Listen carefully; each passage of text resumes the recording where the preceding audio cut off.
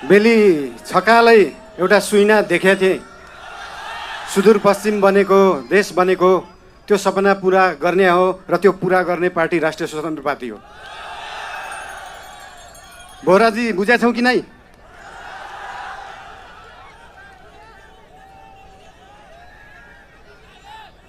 खल्तीमा पैसा नभएको विपन्न गरिबले शिक्षा पाउनु पर्यो, त्यो हो हाम्रो एजेन्डा।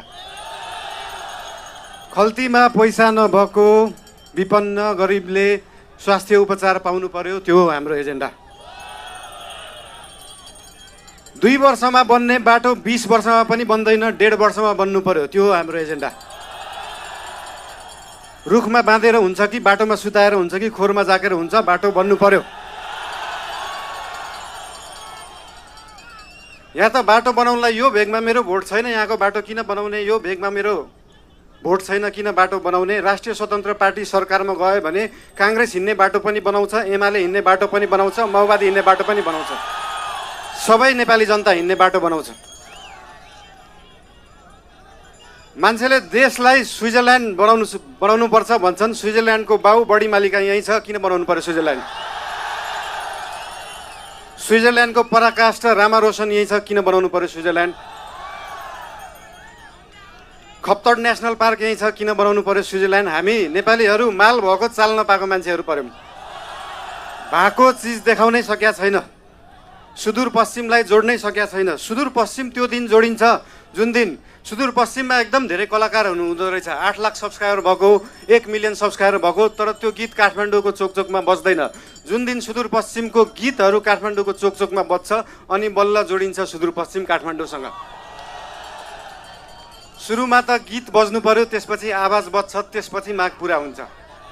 सुन्दा सानो जस्तो लाग्छ, तर त्यो हो राष्ट्रिय स्वतन्त्र पार्टीको एजेन्डा। सुदूरपश्चिमलाई सुनजिक पश्चिम बनाउनु पर्यो, राष्ट्रिय स्वतन्त्र पार्टीको त्यो हो एजेन्डा। तपाईँहरूलाई आज यहाँ आएर भेट्न पाइयो, धेरै खुसी लागेको छ। म धेरै बोल्ने मान्छे होइन। राष्ट्रिय स्वतन्त्र पार्टी तपाईँहरूसँग यहाँ भोट माग्न आएको होइन, काम माग्न आएको हो। काम दिनुहोस् है।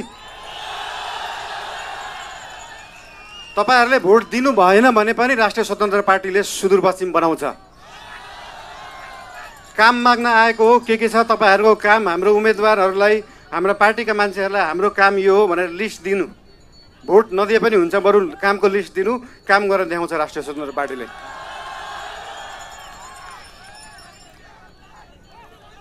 हजुर,